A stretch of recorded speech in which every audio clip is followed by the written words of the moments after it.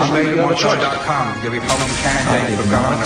Have sexual relations. I realize that this is something we can We're not going to be able to solve our problems if we get distracted by sideshows and carnival barters. One Republican, one Democrat, and you discuss the issues that matter in today's local, state, national, and global politics. Hosted by Steve Hickson with co-hosts John Stanberry and Franklin Chancellor.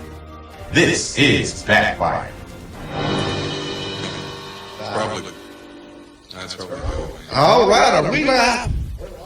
I don't even remember hearing the introduction. All right, I didn't hear the introduction either. You were talking too. I don't believe we have an introduction. All you two people will do is talk. Well, anyway, this is Whoop Radio. Hello, everybody. Welcome to Backfire. And we are here live in the studio this morning with John Stanberry. And of course, myself, Steve Go Hicks. Where's the beef? And Daniel Brantley, our chief engineer. Daniel, you always get the most applause. Well, let's see here. The mayor is giving Cleveland a sign welcoming visitors to Cleveland will be placed soon at the stone retaining wall located across from the bottom of exit 25 off-ramp. $34,900. Welcome to Cleveland. The sign is $34,000? Yeah. Welcome to Cleveland. Really beautiful sign. Well, I mean, when you got a 28% tax increase in 1 year, I guess you got a lot of money to play with. Waiting on that, John.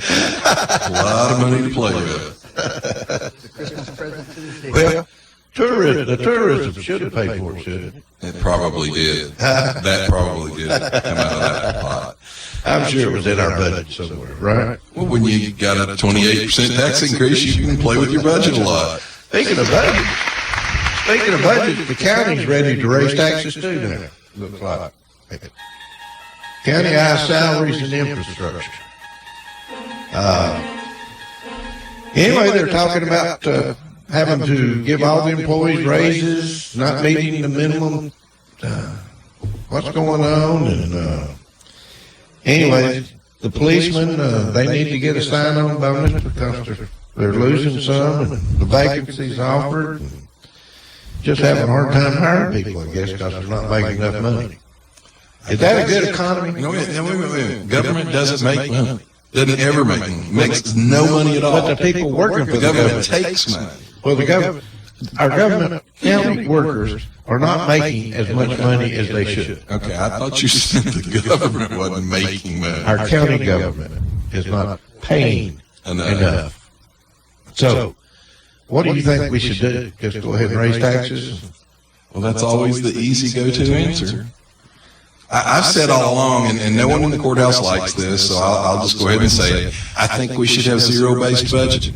There's been pushes for zero-based budgeting in the county commission Agree or disagree? over the last 10 or 15 years at different times. Most of the people in the courthouse don't want to do it, but households do zero-based budgeting every month.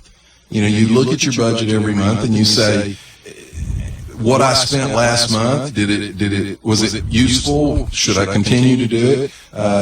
But government doesn't, and government doesn't want to do zero-based budgeting. Well, I think we need to pay a decent salary to everyone for the jobs they do, but what happens when that job is done away with? The employee is never done away with. So they just move. The city made a big deal about the golf course out there. We got rid of the golf course and we're going to save all this money. All they did was reassign all the employees, so they didn't save any money. Well, the golf course is not on payroll anymore, is it? But the employees are. They just moved them to other positions. Now, look, I don't want anybody to lose their job. I don't think we have the golf course anymore. We don't, but we still have the employees. Oh, we have the employees that we took and put back That's in my the city. point. They said, look, here's what the golf course is costing us, the city. We don't need this expense, so we're going to get rid of the golf course.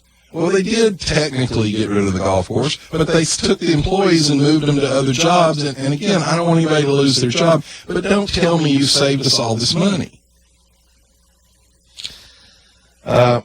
the police, they said the police were having a problem keeping the police and so forth. Now, you're talking about the sheriff, though. Yeah, the sheriff's office. Sheriff's deputies.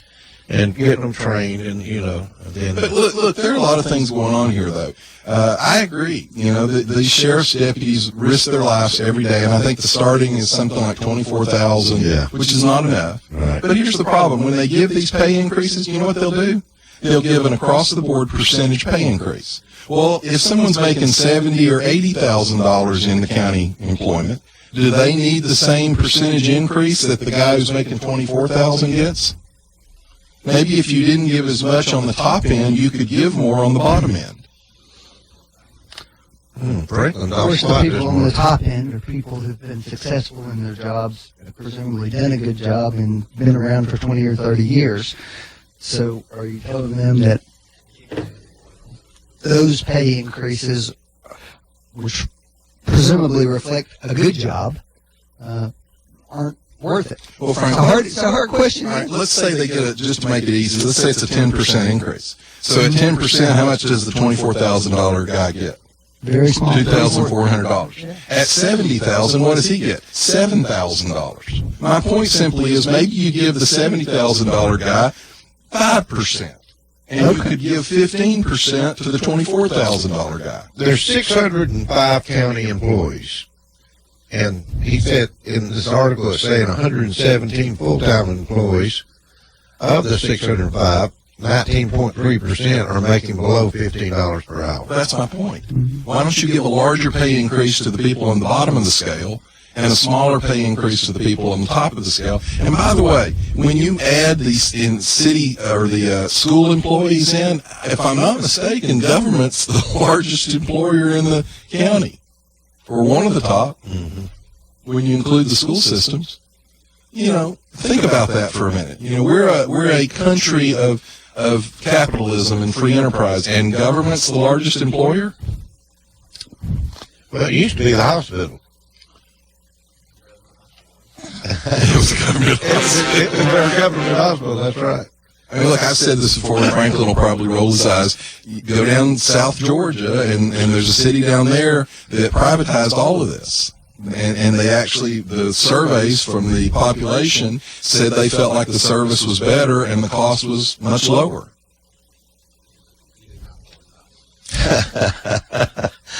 Franklin's awful quiet on this conversation. And when we say privatized, I understand John's perspective. It's a perfectly valid perspective.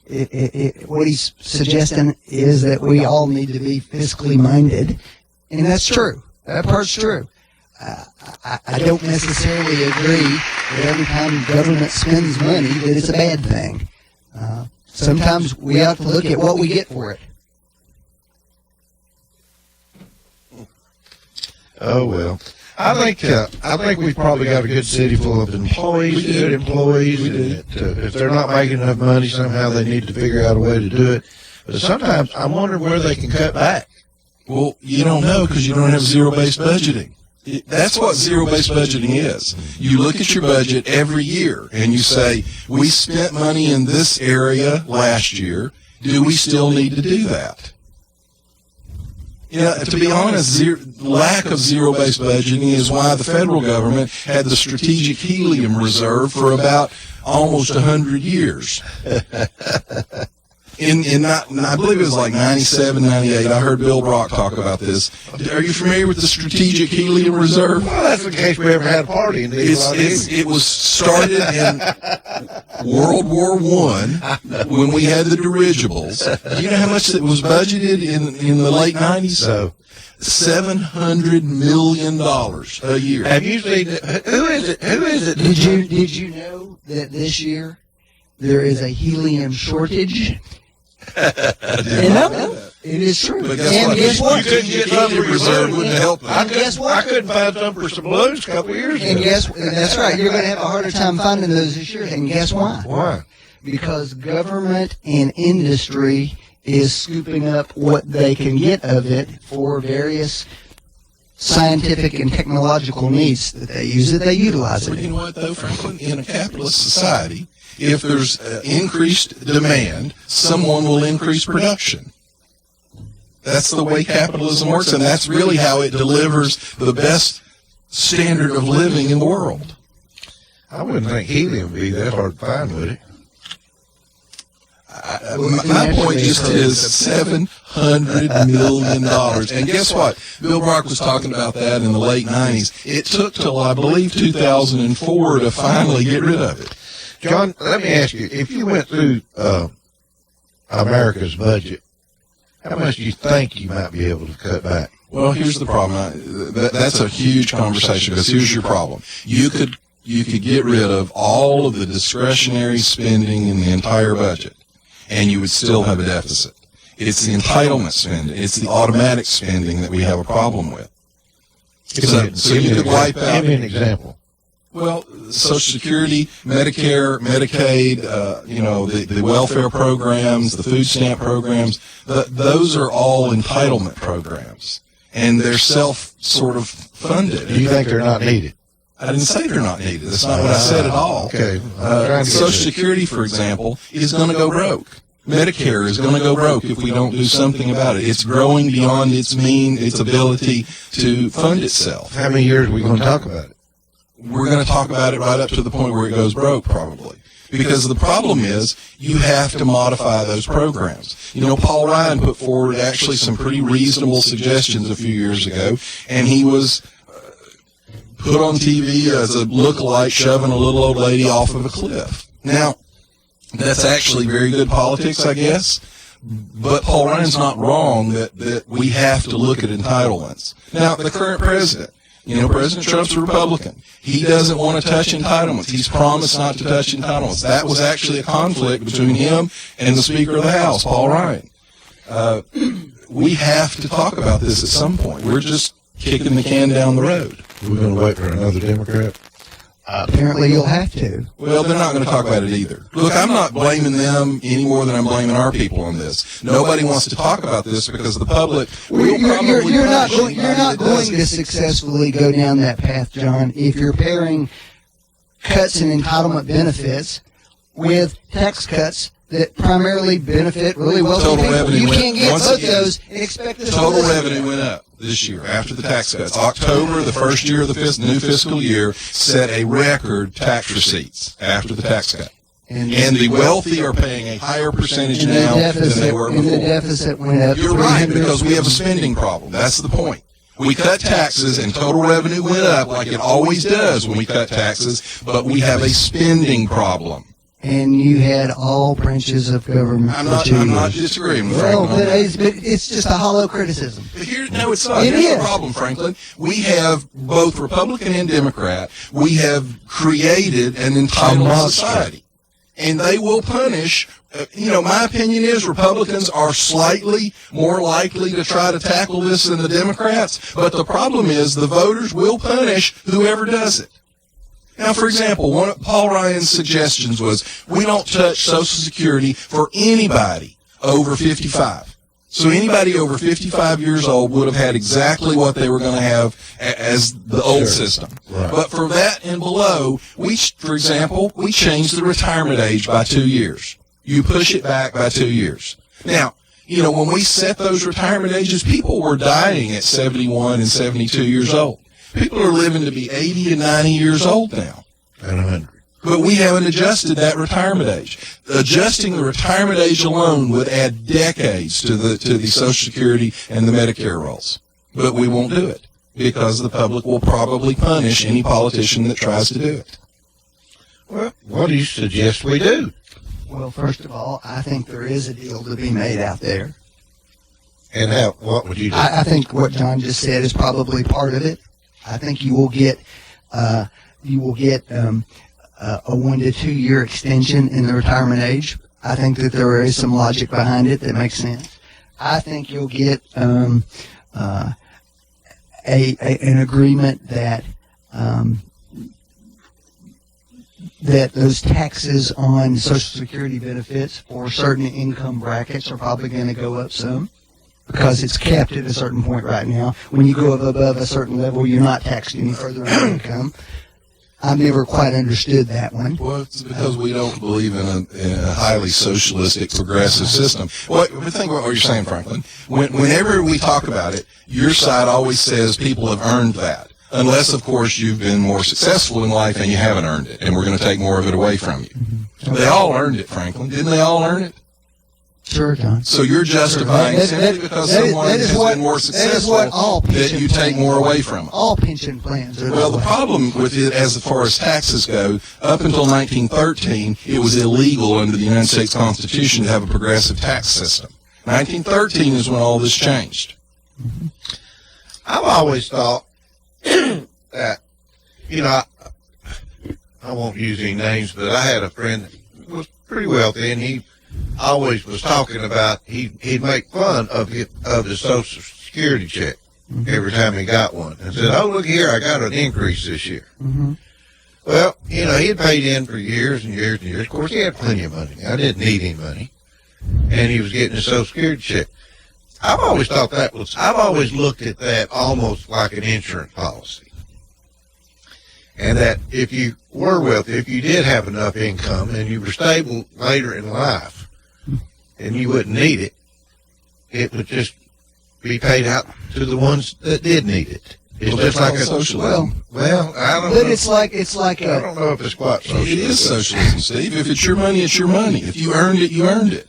Well, If you want to give it away, first of all, the problem is that most people, because of longer life expectancies, are going to take more out of the Social Security system than they put into it. Right. So you can say that's socialism. I suppose it is in a sense, but it's a pretty good deal for everybody. Well, now, it's okay? not- Now, well, no, John, you don't want to talk about these What things. does You Social want to- Security earn? What does it earn over the course of your lifetime, Franklin? What does it What earn? return does your Social Security earn on it? That would change every year. I don't have the Actually, there's a pretty consistent average. You know what it averages? Less than 2%. Okay. You can put money in any stock account fund and earn on average around 9%. The federal government is the worst investment management system in the world. Except it was intended to be a secure. It was actually intended to be a supplement. That's what Social Security is, supplemental income. And the problem is, again, that's something we need to talk about. People say, we can't live on Social Security. You were never intended to live on Social Security. It was supposed to be a help, a supplement. Now, An insurance policy. You had tons and tons of elderly people in this country that were dying in poverty. And yes, it provided them the ability to survive. And that's still what it does. but it was never supposed to be your total source I don't know of if you've income. noticed or not, but there are tons and tons of people who've worked their entire lives and never had access to a pension plan. Well, one of the problems Who never was, made enough frankly, money to is put a because lot of they money took in the money, stock they put market. it, they took money out of their check, the government did. They put it in the Social Security system, and it earned less than 2%. If they'd have put it in the stock market, it would have earned over 9%. Now, that was actually part of Paul Ryan's suggestion. What happened if the stock market crashed? Yeah. Well, for people under 55, again, he suggested that they be given the option. You know, we used to call that freedom, to where, for example, a 25-year-old could, at that age, he's not planning on retiring anytime soon, so he can take more risk. And so we wanted to actually give them the option to say, I want my money, or even part of my money, to go into a stock portfolio. And then somewhere probably around 50 to 55, that person may say, I'm going to shift it now into the government program because I don't want to risk the stock market. The stock market up and down is not a problem at all if you don't need to take the money out anytime soon. Because on average, for example, we've had crashes, we've had booms, but on average, the stock market has earned around 9%. That's the point. So we wanted to give them some flexibility at a younger age to maybe invest it in a vehicle that might increase the yield. But you know what that means? That means government bureaucrats don't have control over it. Well, first of all, individuals have less and less control over what happens in the stock market, number one, which is a major issue It still earns 9% on average. on average. The Social Security earns 2%, Franklin. Sure. That's terrible. Sure. Now, let me tell you something, though. We also weren't supposed to touch it. And quite frankly, the record on this, every single time we've increased taxes on Social Security, every single time we've reached into the Social Security trust fund and took money out for other things, the Democrats have been the party that voted to do that. Al Gore came in and broke a tie in the Senate to do that. Why would we take money out? Because they were spending too much in other things and they needed the money. They had a big pot of money. That used to be untouched. It was an untouched pot of money. Technically take the money out. We use it as collateral for bonds that we issue, Right. treasuries and so Right. forth. Let me tell you how that works. My son and daughter did that. Ian would save all the money he got for birthdays and Christmas, and he put it in his bank. And one day he opened his bank, and his older sister had filled it with IOUs. I owe you $20. There was no money in the bank anymore, but it was filled with accurate IOUs. That's what that is. I'd like to hear the rest of the story, John, about how we use the piggy bank. How they get along these days? They're fine. We had to reconcile that. But that's my point. That's what he's talking about. He's right. Technically, it's supposedly still there, but it's not still there. Well, we what- took out of it for other things. What do we need to do to fix Social Security right now? You're going to have to increase the retirement age. I personally think allowing young people the option of some other vehicles would increase the viability of it. On top of the fact that I just think people should have more freedom. You think people could manage their own money better? Well, look. And the government thinks that they. Well, the people point can't here manage was their Ryan was. Not at all. No, The answer is that Social Security is supposed to be a guaranteed benefit. Okay? Now, I know John cringes when I say insurance that. plan. Okay? He's true. He's correct. It's not necessarily supposed to be your entire retirement, but for a lot of people it is. For those people who could not afford for it to be less or to be volatile, who need a predictable return on that. That's the reason we do it the way we do, because it's guaranteed at that point, and you can predict what it's going to be, and you can plan around that. And you can go to the Social Security website now and figure out exactly what your benefit would be, so you can plan for Here's it. the problem. When they started it, it was one retiree for 11 paying in. It's now about one retiree for 2 to 3 paying in. Within another decade or two, it'll be 1 to 1. And Franklin, say what you want, that's a collapsing system. That system's collapsing. You either fix it or it's going to completely collapse. And Paul Ryan's plan was not turning anybody loose. It was an extremely rigid suggestion, but you did have more than one option. But it was still an extremely controlled, managed situation.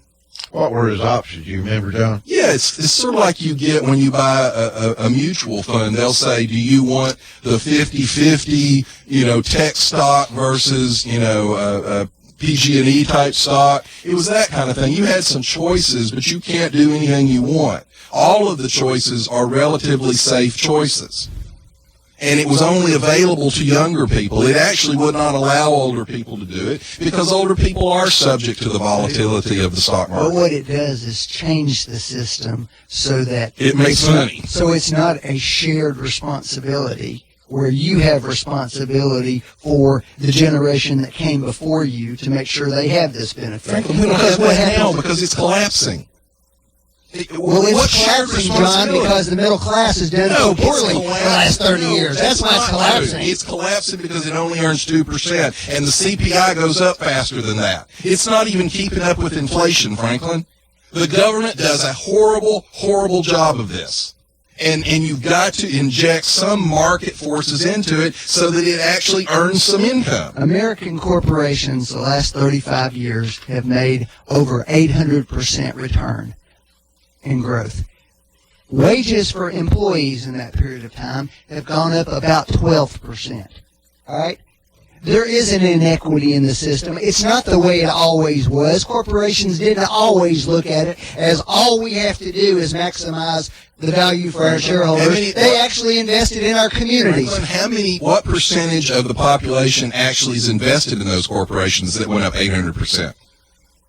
70 to 80% of our Only country. because you're calling, if somebody's got $2,000 in a 401k, that they're investing. They are. But they're not They are, keeping up Franklin. with the cost of living over that period You know of time, what? John. We are the wealthiest country in the world, and we have the highest standard of living in the world. Do you know what the equality that Franklin looks for in the rest of the world looks like? Everybody's equal. They're equally poor No, and I'm miserable. looking for what used to happen in America, John.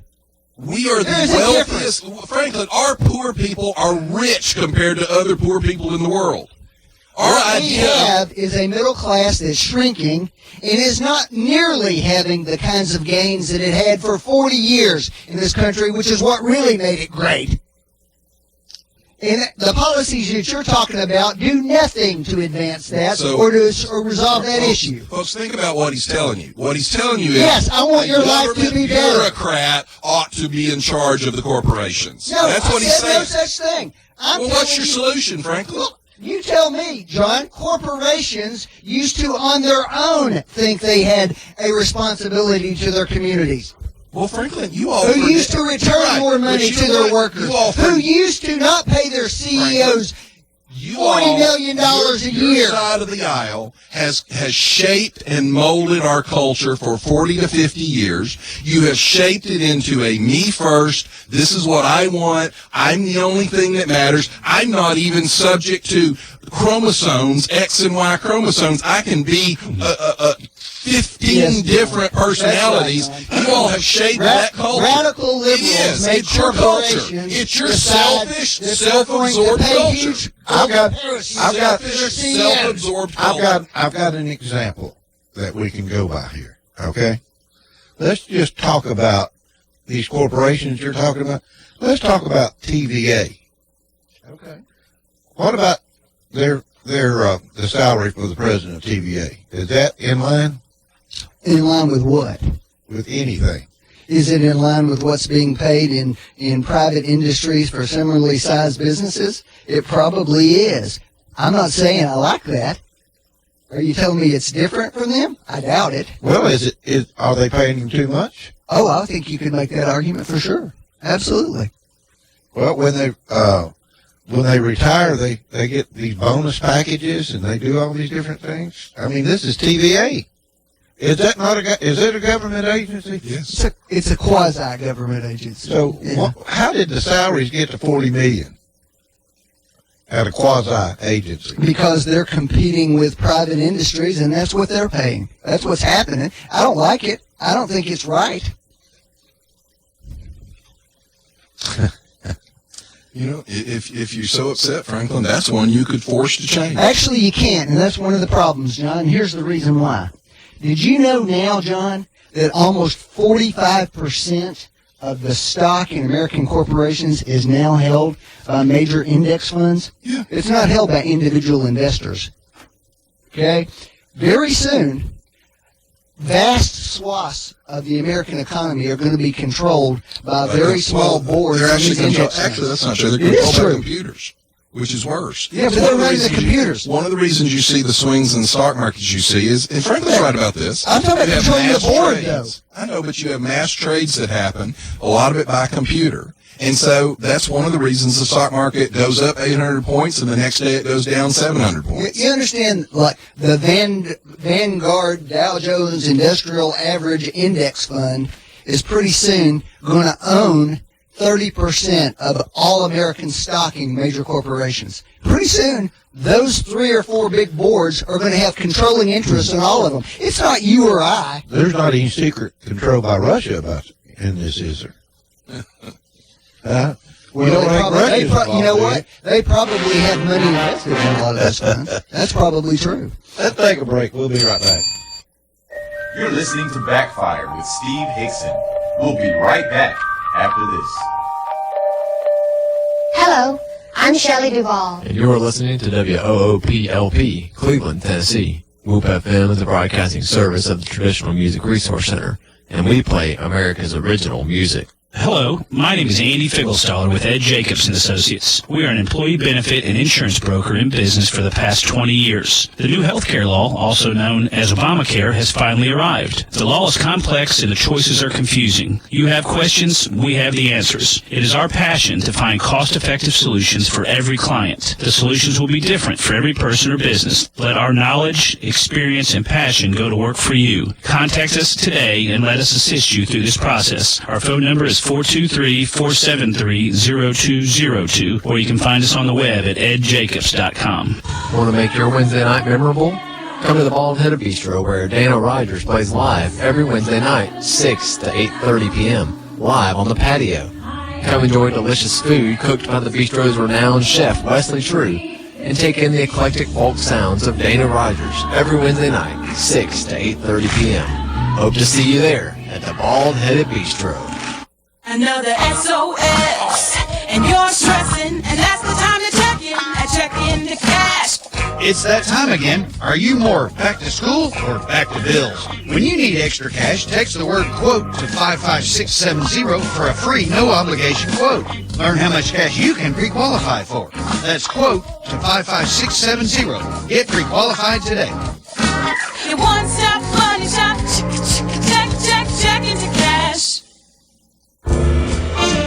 Dr. Christopher Chase, with Associates in Plastic Surgery, now offers his patients the convenience of a Cleveland office at 2350 North Ocoee Street. Dr. Chase specializes for the ladies in breast augmentation, including lifts, reconstructions, and reductions. Also, tummy tucks or mommy makeovers, and facial rejuvenation, including facelifts, eyelids, brows, nose, and he also offers Botox procedures. Check out Dr. Christopher Chase. He is certified by the American Board of Surgery, the American Board of Plastic Surgery. He's a member of the American Society of Plastic Surgeons and the American Society of Aesthetic Plastic Surgery. Check their website out at aprs.md. That's aprs.md. Call for your convenient appointment in Cleveland at 624-0021. 624-0021. 2350 North Ocoee. That's Dr. Christopher Chase.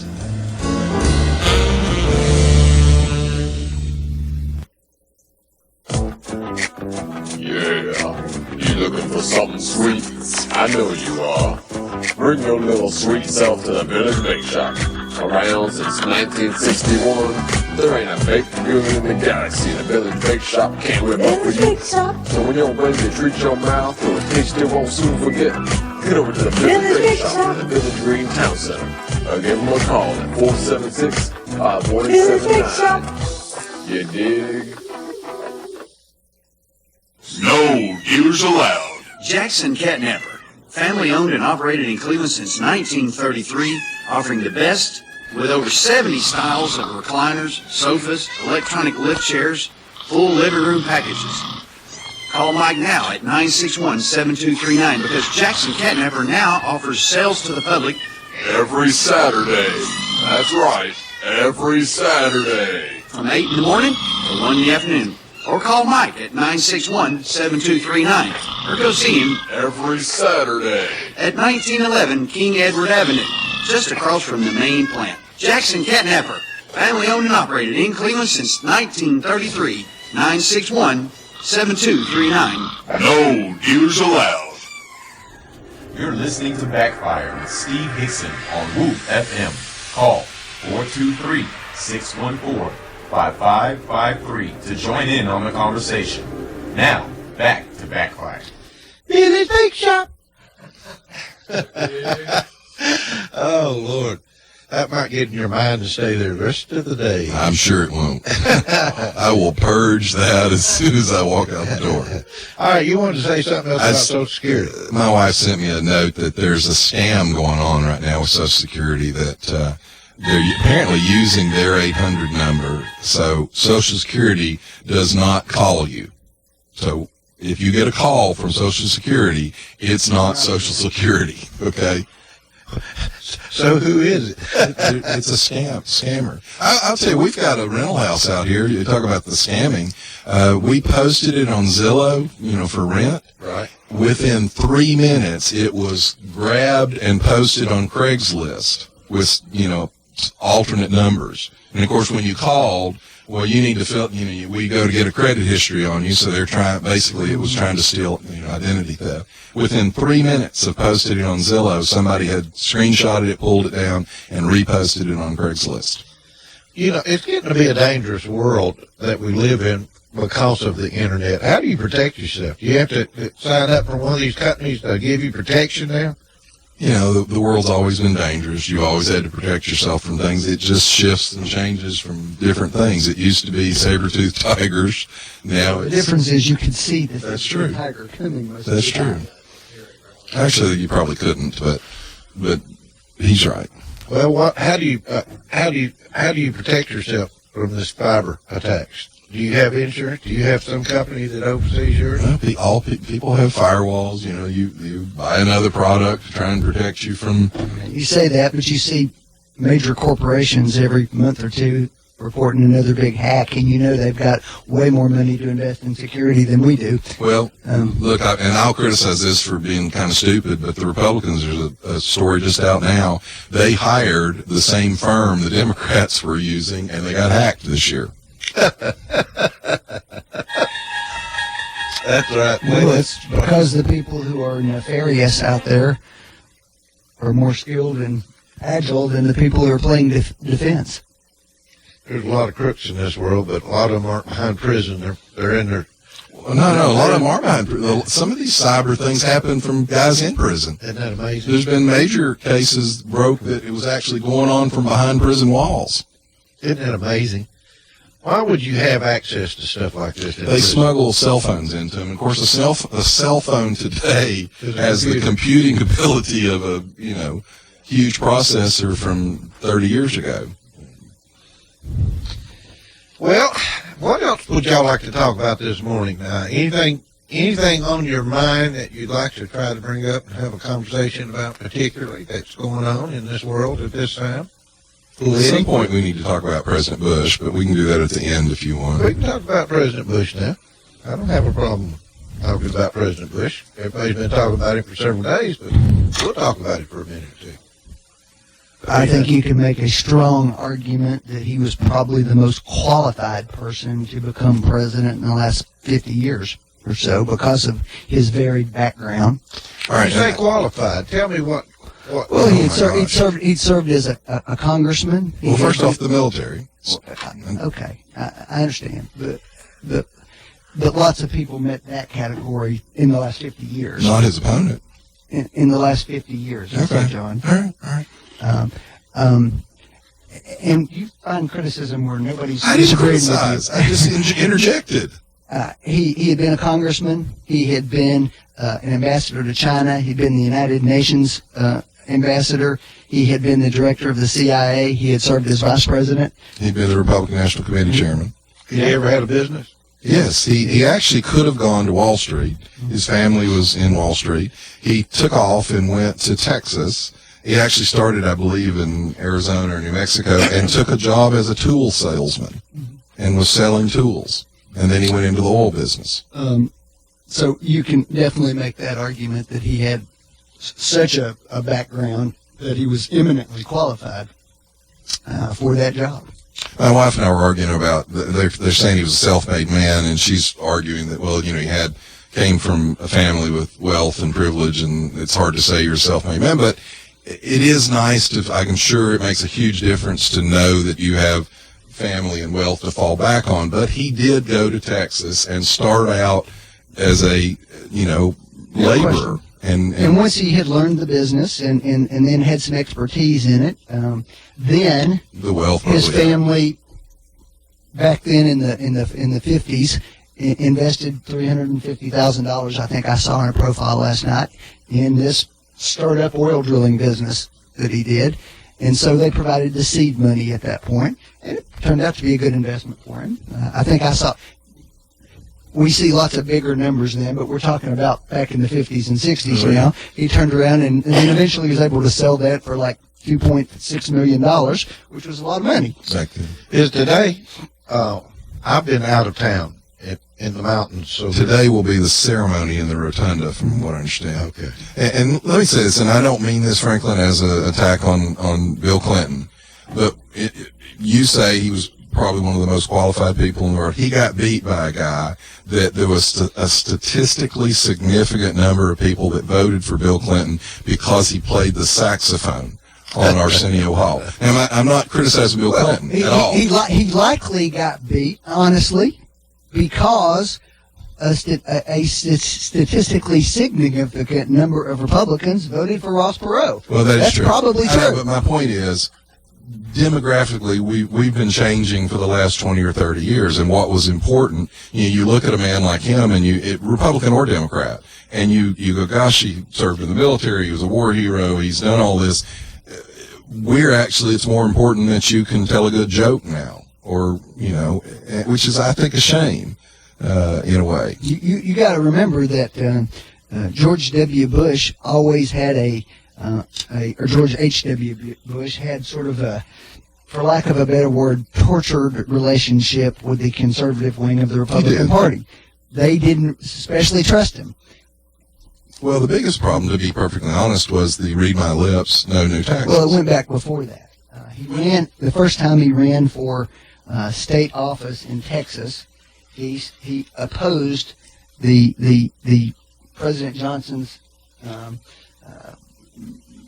Civil Rights Acts, and then when he became in Congress, he actually voted for them, and that was something of a controversy back then, and that's where his relationship with them began to get strained. In the presidency, he would have been fine. He trusted, to be perfectly honest, when he said no new taxes, I'm not sure it was the best thing for him to have said, because the Democrats had control at that point. And, read my lips. Well, but the taxes and things like that actually come from the House. And the Democrats were in complete control, had been for decades, and they pushed through the tax increase. And like a president probably has to do at some point, you have to compromise. He compromised, he signed it, but he had laid down a hard line, no new taxes. And he violated that, and that's probably what caused Ross Perot to run. There's probably a valuable lesson there for all parties and all presidents. Our system is not designed for lines in the sand over 4 or 8 year times, because times change, events change, circumstances change, and our system is built around the idea of compromise sometimes. So when people say, I will never, ever do something, most of the time, it's probably not a good idea. See, I disagree a little bit. It depends on what you're talking about. We pretty much draw a line in the sand on murder. And I wouldn't think you wanted to equilibrate over murder, would you, Franklin? Well, that's my point. It depends on what you draw the line on. And to conservatives, no new taxes is equal to murder. Was a good, well, yeah, it is sort of, was a good line to draw. Obama drew a line in the sand on chemical weapons, and then he violated that, and that's part of the reason they had some losses in the House and Senate then. That hurt him a good bit. Let me change the subject and just move on a little bit. It's sad we've lost the president. He lived a great life, though, and when you look back at his age and everything he's done and accomplishment he's made, that's a wonderful life, so we'll remember him for that. Let me say one thing right quick, politically. Jeb Bush put out a statement, because there's been all this stuff about President Trump's not speaking at the ceremony today. Jeb Bush said, the President and the First Lady have been very gracious. I think it's been great. And asked about why he wasn't speaking, he said, well, why isn't the President giving the eulogy? And it's because we have a unique circumstance here. My brother was president. It's like, I'm sorry, first dibs, as we used to say. I don't know how to explain it other than that. Franklin, here's your chance. Anything to say? Well, most of these more recent presidential funerals had more than one president speak at them. But let's be honest with each other. George H.W. Bush believed in the presidency. He believes in the institution of it. He specified that he wanted Donald Trump to be invited to it. But it's also true that he was not a fan. Well, by the way, further down in that interview, Jeb says that the decision was made before Trump was president, that W would be the one to speak. Well, But I'll trust Jeb Bush's words. You don't really believe all that, though, do you? Well, Yes, I believe that may be true, what John just said, but that doesn't change the fact that over the last 2 years, that they haven't got along great. Their style. They were not fans of each other. But my point is, Jeb is saying that this is people, opponents of Trump, looking for an issue. I think the only one I can find that's really for Trump is me. Not a question of being for Trump. It's just the way he behaves. Well, the way he behaves, I think he behaves like a person who sees a country that's screwed up. He behaves like a product of the liberal left for the last 40 years. That's what you all have created. You've created a vulgar, rude culture, and every time conservatives tried to rein it in, tried to keep some traditional values, you all beat us down, and this is what you get. We got a call. Let's take a call. Go ahead, caller. Hey, good morning, Steve and John Franklin and Daniel. How are you doing this morning? Good. How about you? I just want to say, as I was talking about George H.W. Bush a while ago, this is, my father was serving in South Pacific when he was shot down over there in 1944. And my father always said that made him closer to him because he felt like he knew the guy, but he wasn't exactly the same spot, but he was in World War II when he was shot down over there. Well, I think that shared experience for a whole generation, the greatest generation, contributed to a lot of the success in America. Of the 9 men, the 9 pilots that went out that day, he's the only one that survived. Yes, he was, and that's another thing. I won't get on to it now because you just don't have time, but just talking about Social Security a while ago, I will give a statement if I can. Watch these people working and paying into Social Security if they're not going to have anything to retire on, because I don't think it's right for people to be taking money out of the funds for Social Security. I agree. It shouldn't happen, but it has over the funds coming out started in the early 90s. Well, is there no way we can stop that, John? Well, to be frankly, Governor Bredesen did it to the road fund here. That was a dedicated fund that was supposed to be in place for our roads. He took hundreds of millions of dollars out of it. And I'll brag a little bit. Since the Republicans became the majority party in Tennessee, it took us about 8 years, but we've put all that money back. Well, guys, I do appreciate you this morning. I'm glad you took my call. Thank you, Bucks. Thanks. Call back. By the way, that actually reminds me of an issue going on. State Republican Executive Committee this Saturday, I went over to the meeting. As a member, we voted to recommend closed primaries for the state of Tennessee. Now, it has to go to the legislature, and there's a lot of opposition there. But Well, tell me what you mean by closed primaries. it means that to vote in the Republican or the Democrat primary, you will have to choose a side. You'll have to say whether you're a Republican or a Democrat. Not at the election day. You can't walk up and say, I'm going to vote in this primary or that. You will have to register beforehand. I think if you're going to have closed primaries, we should do away with primaries and have the parties decide their nominees. Why? What's the difference? You get in the same. No. Why? We're paying for them. Why? The government's having it Here's the funded. deal. We're not going to exclude anybody. I talked to a couple of legislators. My recommendation was they need to revisit what it takes to be a recognized political party in Tennessee. It's probably too tough. So you're not going to exclude anybody. If the Green Party wants to be on the primary ballot, if the Socialists want to be on the primary ballot, you can have them all have their primary. So now you don't want people to vote. Now you don't want people to vote. I'm saying if you're going to go to the step of trying to weed out not rhinos from voting in the primary, then why have the primaries? Because there's no legal requirements that you have them anyway. So let the parties pick their nominees. Go have a convention like they used to. Why are you opposed? I mean, I would think that this just makes sense. If you're a Democrat, I'm for you ought open to. primaries. Why? But if you're going to have, Why should you get to choose my candidate? Why should I be Franklin contributing Chansey- any tax money for Because you? I'm contributing to you. We're equally doing it. We each have a process. All we're saying is Republicans pick their guys and girls. You pick your guys and girls. Now, the reason Franklin likes this is I don't vote over in their primary. I don't try to mess in their primary. Democrats do. They cross over. A lot of us are tired of it.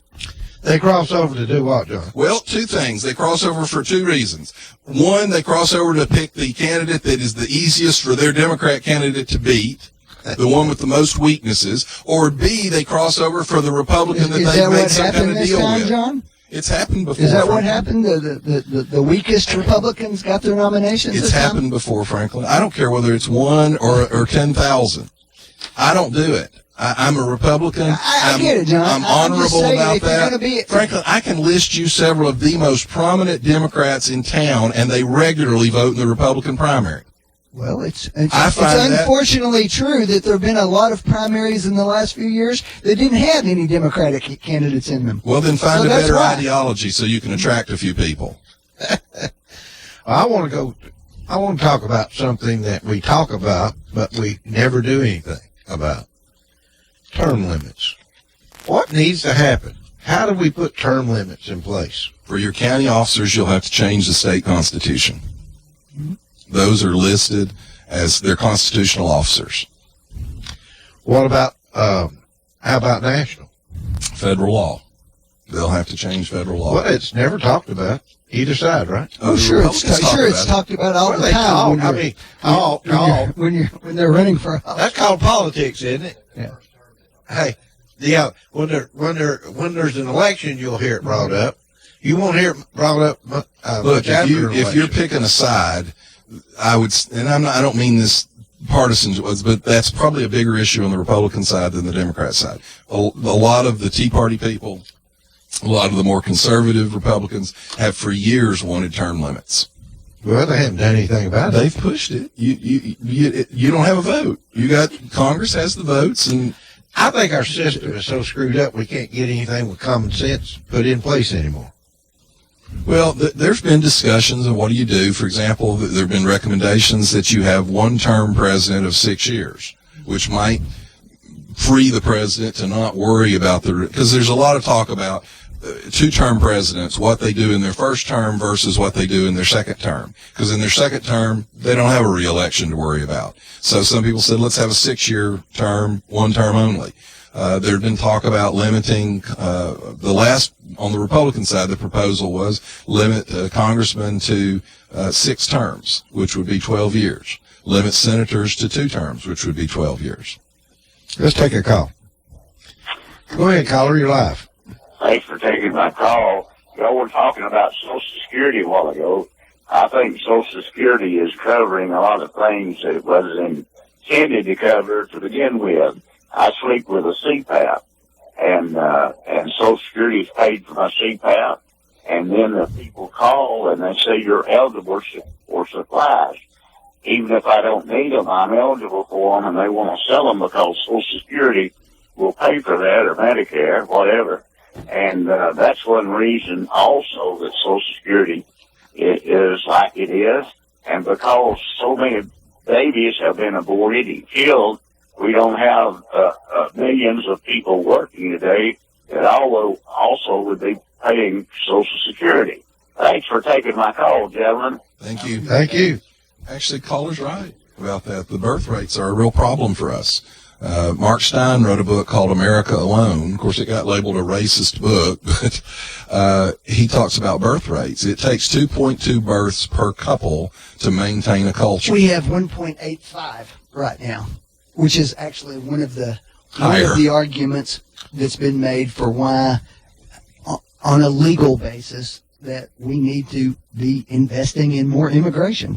It's what we've typically done. The problem, I'm not going to get into the argument over that. The problem with that is how do we control the immigration? I said legally, John. Well, but how many children do the people that are coming in? Well, that's a problem too, because part of what Stein's book talks about is the demographic changes. For example, in the Hispanic community, birth rate's actually kind of high, which is changing the demographics. Italy, for example, one more generation, Italy won't be Italian. The Muslim birth rate in Europe is 4, 5, and 6 children per couple. You know, when we were going into the Gulf War in 2002 and 3, and everybody was talking about France wasn't supporting us, France is 40% Muslim at this point. 40%. They've had huge influxes coming across the Mediterranean. What do you think is going to happen to America in 20 years? I don't know. That's the point. All of these things have consequences. One of the reasons the social network in Europe is collapsing, and that's what the caller was talking about here, is the birth rates in Europe are down to like 1.8 down to about 1.1. Well, if you've got two workers, a mother and a father, and they're both working, and they're paying into the system, and they only have one child, when they retire, you've got two people entering the retirement system and only one person replacing them in the workforce. That's a collapsing system in and of itself. And Franklin's right. That does lead you to say, well, we've got to replace the workers. Where do we get them from? And it's a separate argument about who do we want to come into the country. The United States, just for what it's worth, the United States government's official statistics say that the Muslim population of France is between 5 and 10%. Some areas are 100% over there. Voulez-vous français?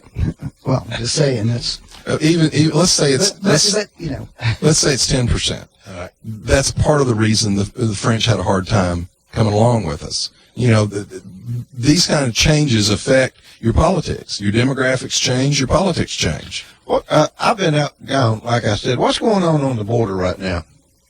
Any more tear gassing or anything going on? Well, I don't know. They did it over 500 times when Obama was president. But I haven't heard anything. What's going on right now on the border? Well, actually, the media has quit covering the border because the border it's become obvious that a lot of them are thugs and criminals. They've been doing criminal things. The mayor and the residents of Tijuana have not been giving any kind of statement that you can dress up as complimentary. And so they quit covering it. It doesn't fit. MSNBC had to admit that they're mostly men and that they're violent. That's MSNBC admitted that. Who made them admit it? That's what I want to know. They sent a reporter down in the middle of them, and he actually's like, dang, they're all men, and there's a lot of violence going on. Well, so in other words, they're still outside throwing rocks. Now, a lot of them are actually going back. There's some reports that a lot of look, we've said this all along about the policies that we have, and I think it's the policies that the left pushes forward actually endangers these people. A lot of them have said that they were taken advantage of by the people that organized the caravan. They were told this was going to be easy. They were going to, get in, and a lot of them are very discouraged. A lot of them are very upset.